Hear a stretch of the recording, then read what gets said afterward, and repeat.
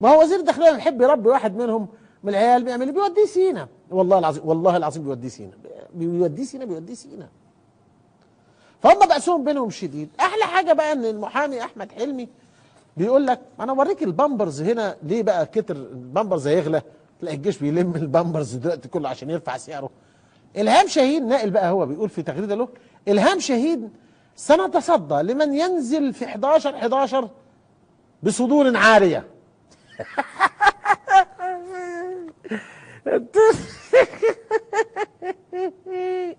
وسعت قوي.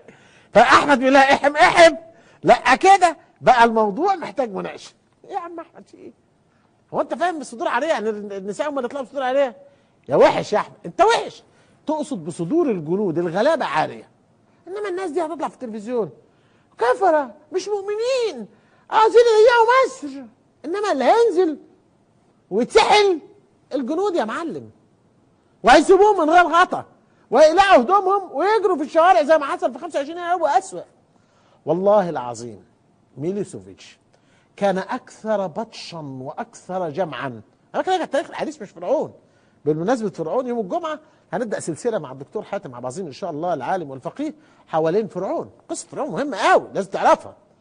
ميلوسوفيتش بتاع صربيا، بتاع يوغوسلافيا قبل ما صربيا، والله كان حاطط 1,000,000 جندي في الميادين، 1,000,000 فارد، يعني فارد في 6 ساعات قوي يعني.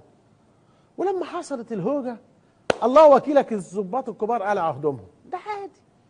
ما الضباط قلعوا هدومهم في 25 يناير 28 يناير وسابوا امن الدوله. حصل وانا بقول عليك بفتري؟ التاريخ هيعيد نفسه. وبعدين احمد موسى امبارح عمال يعيط ويقول لك وحاطط صورتي وصوره مش عارف مين ومين ومين ومين، كل الاعلاميين اللي عامله له يعني اسهال ده، وبيقول لك هم دول وهم دول. احنا عملنا حاجه يا ابني؟ والله ما عملنا حاجه. ده احنا يا دوبك نيجي ايه نضفر الناس اللي في مصر. والله تراب الناس اللي في مصر اللي قبض على الجمر وهتطلع من جحورها في يوم من الايام اتمن من 1,000,000 واحد زي على الاقل. انا بتكلم عن نفسي واعرف حجمي جيدا، ولا تواضع ولا يحزنون، دي الحقيقه. فاحنا داخلين على مرحله خطره، على راي واحده ست زمان كانت بتقول لك دي مرحله خطره جدا جدا، مرحله خطره جدا. يقول لك يا سيدي انه فيديو يا اخي منتشر على اجي هنا ولا هنا؟ انا اجي هنا. يقول لك بقى ايه؟ انه الست غادة عبد الرازق كانت معزومه في فرح او يعني غدا في الامارات، وبعدين هي قاعده مع الفنانين، فالاخ محمد بن راشد ال مكتوم عدى عليها وقام شكا كده يعني ايه؟ عدى عليها كده حاجه. فاللي بتسجل بتقول شوف الرقي، راجل متواضع قد ايه، ورايح قام ضارب غدا هنا كده وهي كده. مش دي الخبر انت هتشوفه دلوقتي يا عزوز انه دي المطوه. عندي من ده كتير يا معلم. هترجع لي لحضن حبيبك السيسي ولا ها عايز جواباتك، عايز فيديوهاتك، عايز سيديهاتك؟ ده الكلام وده الشغل. اخر حاجه في الاخبار، في خبرين. الخبر الاولاني العادي الروتيني ان السيسي يصدر قرارا بمد حاله الطوارئ بشمال سيناء اللي من 2014. يلا يا راجل، مدعي على كل مصر وافرد الجيش. الخبر ده انا بضعه بين ايديك كرجل عادي، لا ليك لا في الثوره ولا في الطور ولا في الطين. بص على الصوره بتاعت الراجل ده اللي انت هتشوفها دلوقتي. الراجل ده اسمه الحاج عبد العال محمد عبد العال، عنده 80 سنه. لو تقدر تجيب له الصوره لوحدها يبقى بارك الله فيك، ولو ما جبتهاش يبقى بارك الله فيك ايضا، عادي. الراجل الوش السمح ده عنده 80 سنه.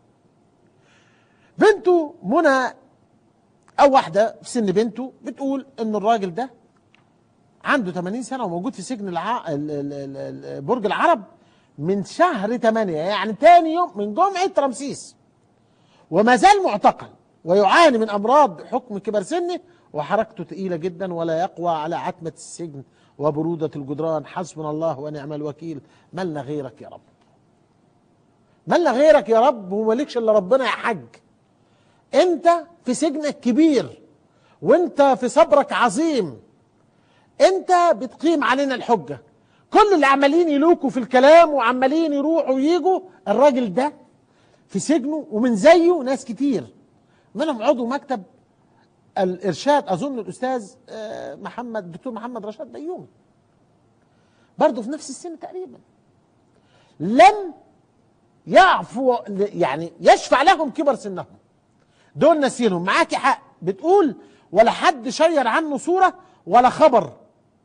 احنا بننشر ده لان ما كناش نعرف، واحنا اسفين قوي يا استاذه اللي بعت البوست ده وحطيت البوست ده، احنا اسفين جدا ان احنا اتاخرنا جدا. تحيه سلام واكبار لعم الحاج عبد العال محمد عبد العال في سجنه. بكره السجن يفوت وتخرج لنا كريم معزز يا عم محمد. ومش هقول بقى نظام فاسد ولا قاتل ولا بتاع، كفايه وجهك السمح ده. نسال الله ان تصلك رسالتي وتدعي لي في سجنك. اسال الله كل من يسمع ويعرف الحاج عبد العال ويعرف يوصل له يقول له زوبع واللي شغالين معاه وكل قناه مكملين بيبوسوا ايدك يا عم عبد العال. والله لو قريب مني لابوس دماغك وايدك ورجلك على صبرك وصمودك يا راجل يا طيب. خلينا ناخد فاصل قصير وارجع لحضرتك.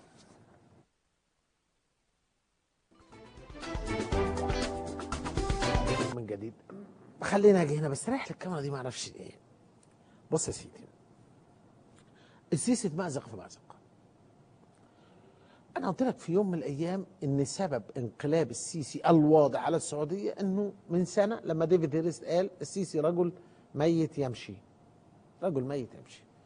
لكن من سنه وشويه في شهر 5 السنه اللي فاتت كان في كلام دار بين الحلفاء الاقليميين انه الراجل ده لا شافع ولا نافع، وانه عمال يخبط ويضيع الفلوس بتاعت الناس وعمال يقتل واولها. قلنا هذا الكلام والناس مش عارف ايه، والسعوديه ومصر ايه حته واحده وتمام مش عارف ايه، الكلام ده حقيقه سيبك منه. لاول مره يعترف حد من النظام بانه في مشاكل. الحد ده طلع مكرم محمد. انا دايما اقول لك انه لما يطلع واحد من زي دول يطلع يتكلم فهو جاي محمل برساله. انا شعرت بان كلام مكرم محمد احمد هو تعبير عن حاله ضعف شديده في النظام، ضعف شديده. لانه بصراحه مكرم محمد احمد قال كده، قال احنا كنا خلاص فكرنا ان احنا عدينا ب 30 يونيو، اتاريها لسه ما خلصتش. وقال انه بالنص انه احنا عملنا كل حاجه للسعوديه وعملنا كل حاجه لامريكا، ده احنا عملنا اقتصاد حر يا راجل لامريكا مش واحنا مضينا لهم على الجزيرتين قبل ما ينزل الملك سلمان من الطياره. اوبا يعني انت السيسي وقع على الجزيرتين والهاكس ده كله والناس اللي اعتقلت زي ما هوريك في الفيديو بعد شويه، وكل ده كان السيسي موقع وبيع.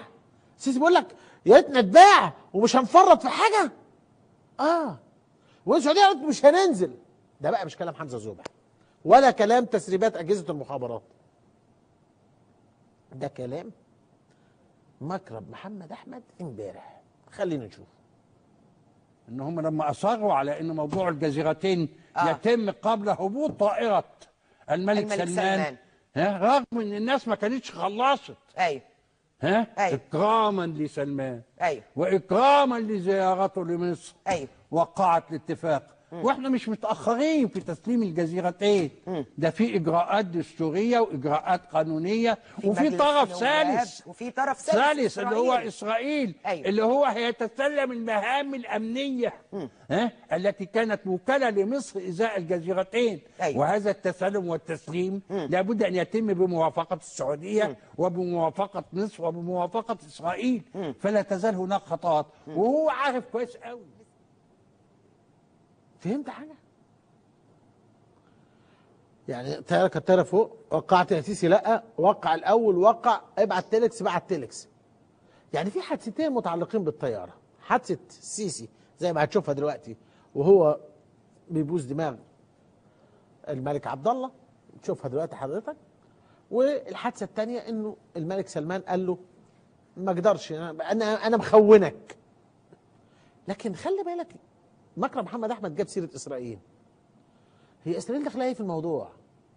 جزيرتين بتوعنا بتوعهم، لا اسرائيل داخله في الموضوع. يعني السيسي عمل لغم حتى في الموضوع. السيسي عمل لغم في الموضوع. ايوه هديك يا سعوديه البتاع، بس الترتيبات الامنيه هتكون مع اولاد عمي. امال ايه؟ امال ايه يا معلم؟ ده السيسي، مش انا، ده مش انا اللي بقول كده. يعني عمل فيها ودخل اسرائيل في الموضوع. مكرم محمد احمد امبارح بيقول لك في متغيرات ومش فاهمين العرب ومندفعين ناحيه اسرائيل. هو مين اللي مندفع بقى ناحيه اسرائيل؟ لا مؤاخذه، العرب ولا حضرتك اللي خدتهم وديتهم؟ انا مش فاهم. انا فاهمي على قد انا فاهم ان السيسي دعا الشعب الصهيوني انه يضغط على الحكومه عشان يقبل بالسلام، صح؟ مره واثنين. وان السيسي بعت البغل بتاع الخارجيه عشان يقعد يتفرج على الماتش وعلى قناه الجزيره في بيت نتنياهو، وان بعته في جنازه عمه ولا جوز خالته شيمون بريس قاتل الاطفال. مش انا، مش العرب اللي عملوا كده، انت اللي عملت كده. يبقى اول حاجه الراجل واضح ان الكرامه المصريه كانت في اوجها. امتى يا سيسي؟ بيع يا سيسي. والسيسي يقول لك انا ما فرطتش في مصر، انا عمري ما فرط في اي حاجه، والله العظيم انا مصر شريف لا اباع ولا اشترى. امال ايه؟ امال ايه الوطنيه المصريه كده؟ منين؟ منين يا حسره؟ ده مكرم جابك على الارض، مكرم عراك. هو صحيح، بس الدبه بقى، انت عارف الدبه لما تدوس على دماغ صاحبها. مكرم قال ان انت اتضغط عليك عشان توقع، مش انا اللي قلت، والله العظيم، والله العظيم 3 مانع. مكرم عمك مكرم قال عليك كده. تقوم انت بقى في تاريخه بقى في ابريل انا لا اباع ولا اشترى، والنبي صحيح. طب خلينا نشوف كده. ما حدش يقول ابدا لرئيس الجمهوريه في الوضع ده كده يا جماعه، ما حدش يقول كده. لكن احنا بنقول عشان انا مصري شريف، انا مصري شريف لا اباع ولا اشترى. الراجل ده كده سكر، انا لا اباع ولا اشترى. يا واد يا واد، جه مكرم قال لك ايه بقى؟ قال لك لا، ضغط عليك ووافقت يا معلم. ده لسه في ابريل برضه في نفس الفيديو ده قال لهم ايه؟ قال لهم انتوا قلقانين على الجزيرتين، انتوا قلقانين على الجزيرتين، الهوا عليا انا. طب انتوا اطمنوا عليا انا، اطمنوا على الجزيرتين ايه؟ اطمنوا على الراجل اللي انتوا اديتوا له البلد. والله العظيم الراجل ده فعلا صادق. انت اديته البلد، جاي على جزيرتين. نشوفوا كده. انا بقول كل الكلام ده عشان انتوا تبقوا تطمنوا مش على الجزيرتين، تطمنوا على الراجل اللي انتوا امنتوه على بلدكم. طمنوا على السيسي يا اخي. انت عارف دفع ايه ثمن التوقيع ده؟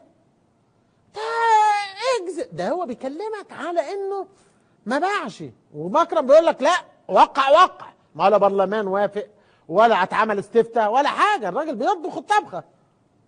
ما اوعى تجيب سيره السعوديه، لانه انا لو انا من السعوديه دفعت مليارات عاوز ثمنها جزيرتين 3 10.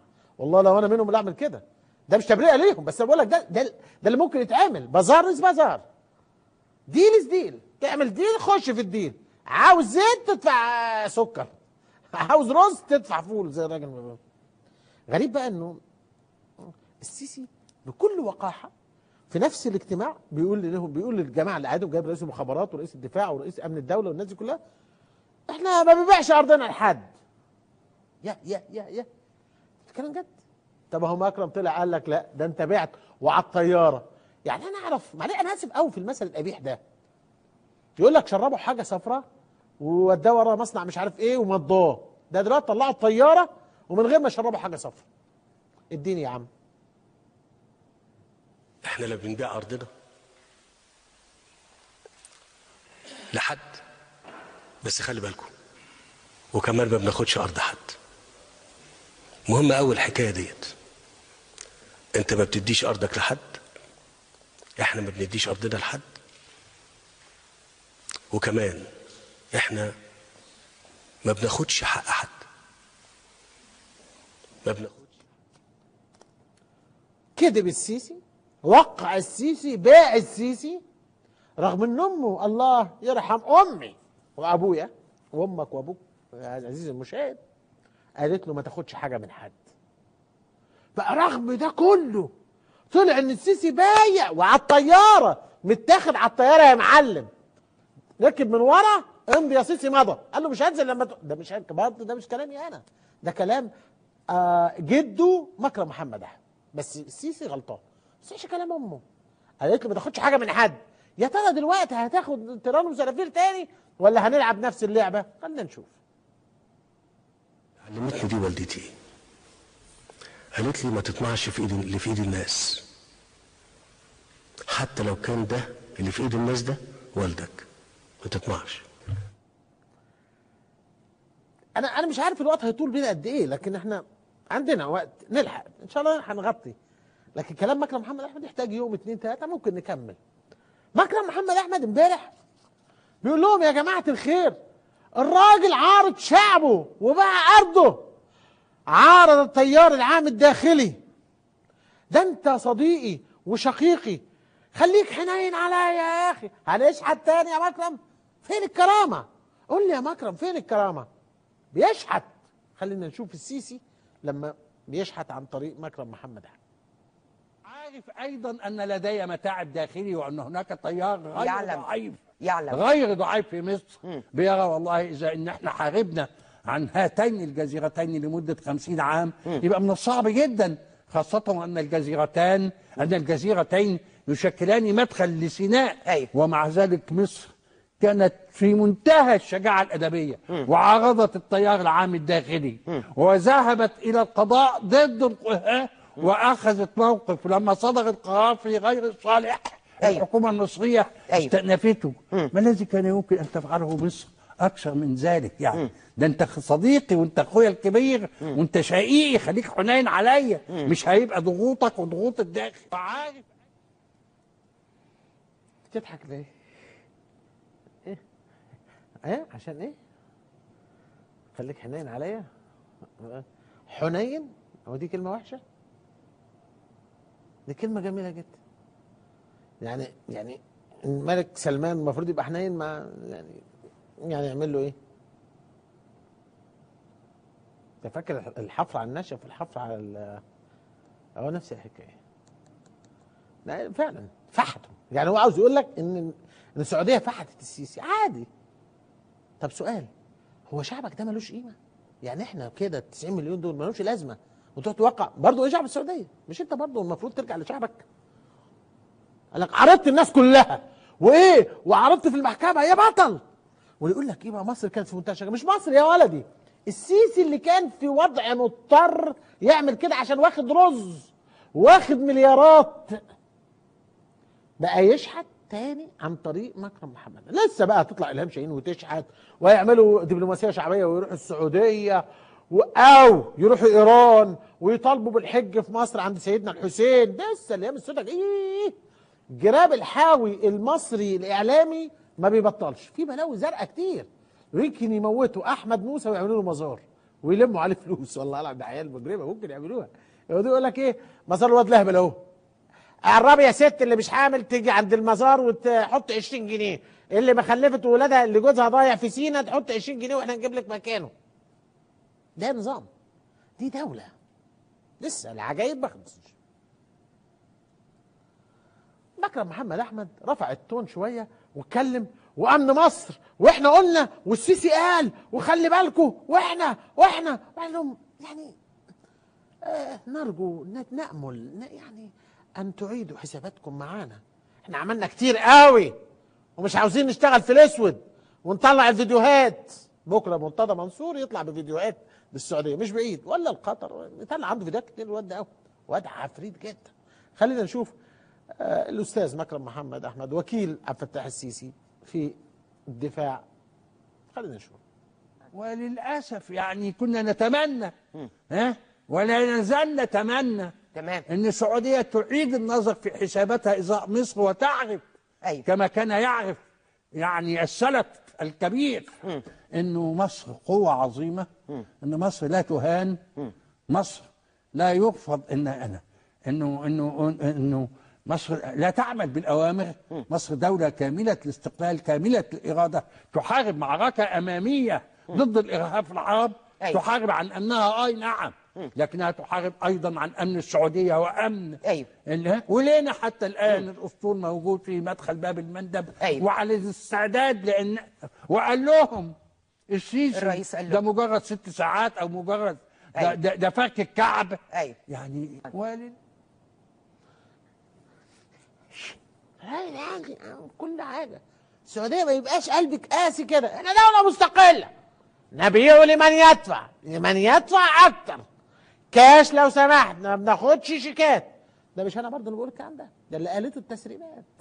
عباس لازم تدفعوا، انا دي معاهم كتير قوي، وامريكا شوف بتعملهم ازاي. اسمع يا عباس، ما هو الكلام بيجيب كلام يا جماعه. وعبد الفتاح بيغلط قوي، وغلط قوي. غلط في سوريا، وغلط في اليمن، وغلط في العراق، ودلوقتي غلط مع ايران. بيتهيألي انه اخطاوا كتير قوي. سيبك من ده كله، بس قبل ما سيبك من ده كله، بمناسبه تيران وصنافير، عشان الحق، فتح السيسي بيقول لهم اللي معاه خريطه يطلعها، وادعموا يا جماعه على الخرايط كده وورونا الخرايط. ده بس بمناسبه تيران وصنافير، عمرك شفت رئيس دوله بيقول لشعبه طلع الخرايط التي تثبت ان احنا ما عندناش حق في تيران وصنافير؟ عمري ما شفت كده بصراحه، يعني عمري ما شفت كده. قال كده ولا ما قالش؟ خلي الموضوع الخاص بحكم المحكمة فيما يخص قضية ترسيم الحدود البحرية مع السعودية، أنا بطلب من الحكومة مزيد من الإيضاح للناس، مش لأي حاجة تانية. الإيضاح للموقف، الإعلام يغطي، ياخد كل الوثائق، الأسانيد اللي المحكمة على أساسها أصدرت حكمها، ويتحط كلام الوثيقة اللي بترد على هذه الأسانيد وزيادة. وأرجو من وسائل الإعلام، وأنا شايف كتير من رجال الإعلام موجودين، من فضلكم خدوا هذا الكلام ليه، وده ما نقدرش نقول لهم بدون يعني هو احنا كده ولما نقول حاجة تصدقوها، لا، احنا نطلع الأسانيد اللي تأكد الكلام دوت عشان تعرفوها. هو قال كده يا جماعة، طلعوا. الواد أحمد موسى قام قايل إيه بقى؟ لا، مصطفى بكر نقل عن أحمد موسى، قال لك ده الزميل أحمد موسى نقل عن محمد أبو العينين اللي شال العربية الرولز رويس بالمناسبة، أم 3 مليون و7 من عشرة، يعني 4 مليون إلا شوية، وهيدفع عليها 3 مليون و7 من عشرة، يعني حوالي 7 مليون، 8 مليون، 7 مليون ونص. محمد أبو العينين كان راصد 1,000,000 جنيه للي يجيب وثائق. احنا مش عاوزين المليون، احنا عندنا اللي انت هتشوفه ده جزء من الموجود على السوشيال ميديا، اللي انا وعدتك ان اوريهولك من السجلات العسكريه المصريه، وما وريتهولكش خالص، ما زال عندي يا النهارده يا بكره يا الخميس، من السجلات العسكريه المصريه وحصريا عند زوبع. هوريك دلوقتي مصطفى بكري، واوريك شويه وثائق عملها الزملاء يقولوا ان الجزيره دي ايه، الجزيرتين دول ايه، مصريتين. يلا يا سيدي.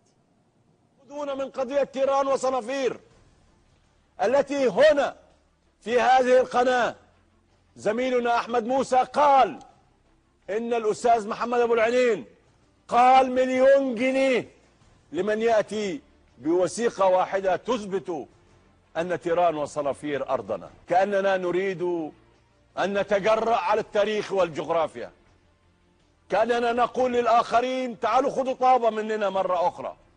نحن نعرف كيف نحافظ على أرضنا، وجيشنا العظيم يعرف كيف يدافع عن كل ذرة تراب.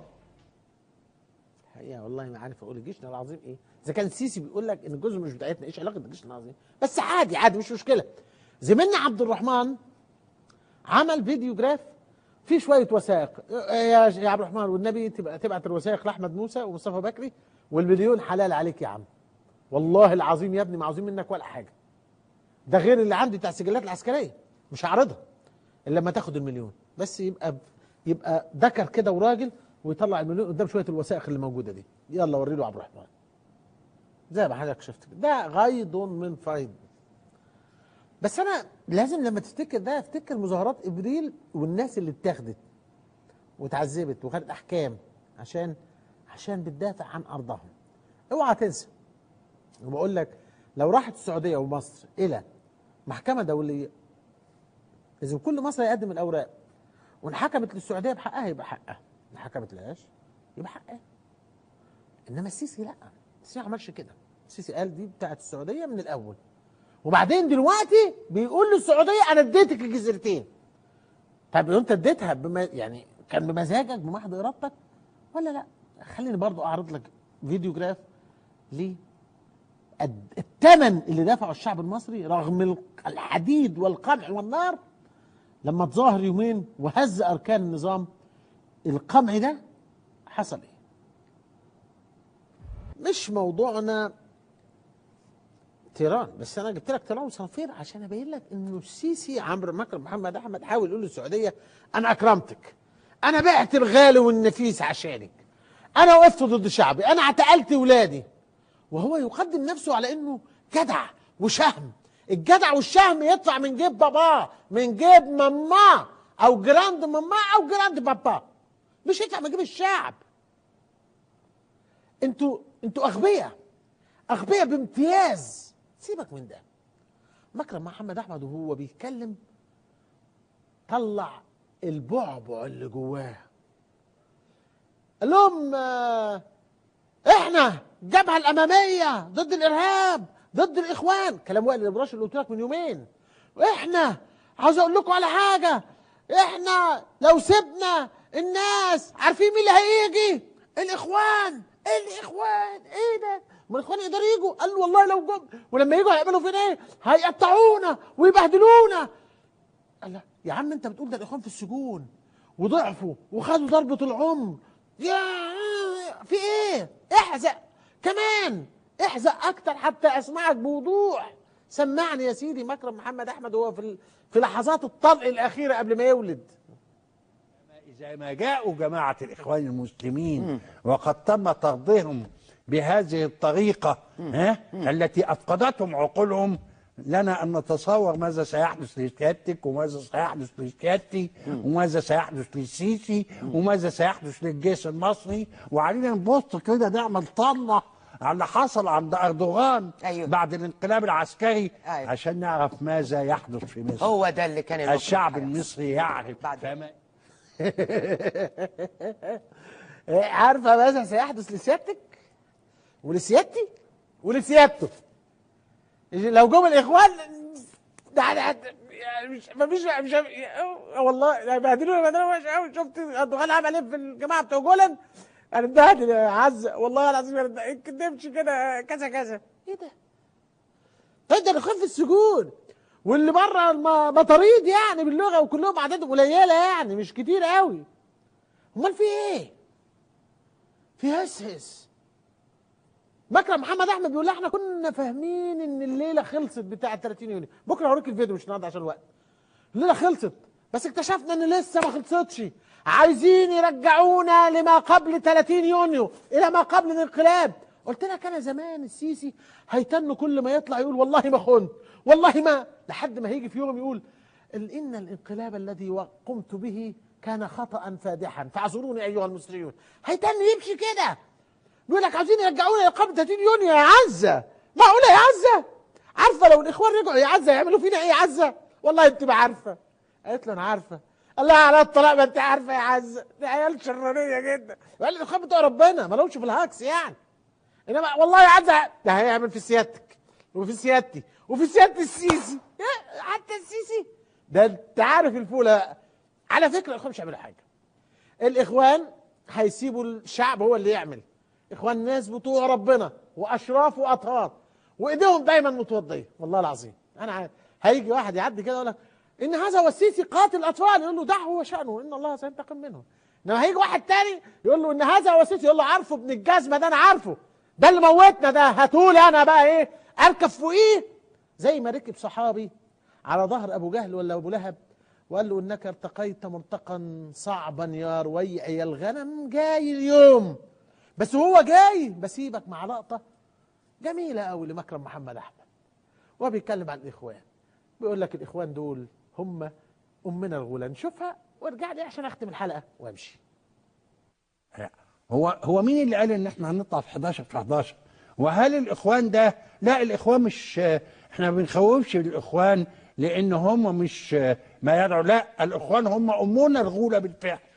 والاخوان لو جاءوا يحكموا هذا البلد سيحكموها بالحديد والنار، ولكنهم لن يتمكنوا من ذلك. ده احنا بنقول احنا مش بنخوف حد، ده احنا لدينا الثقة الكاملة في ان قدرتهم على تحقيق هذا الهدف باتت في حلم الماضي، وبات من المستحيل ومن الصعب جدا بالفعل انها تتحقق. يا سلام، امنا الغولة، بس احنا قادرين عليهم واديناهم ضربة يا عزة. مش باتت من المستحيل احلامهم تتحقق. بس قال لها ده لو الاخوان رجعوا هيحكموا بالحديد والنار. امال انت بتحكم بالحديد والزرنيخ؟ بتحكم بالحديد والصلب. انت بتحكم بايه؟ هو السيسي بيحكم بايه؟ ده البت رانيا قالت كلمتين في حضرة عمرو اديب اللي بياخد 13 14 15 مليون، واخد بالك؟ عمل كده قال لهم هو في حاجه؟ مين رانيا دي؟ انا ما اعرفهاش، وقام سايبها. ده عمرو الليثي عرض فيديو سلخوه. امال انت بتحكم بايه؟ انت بتحكم بالقتل والحديد والنار. تقول لك لو جم هيحكموا بالحديد والنار؟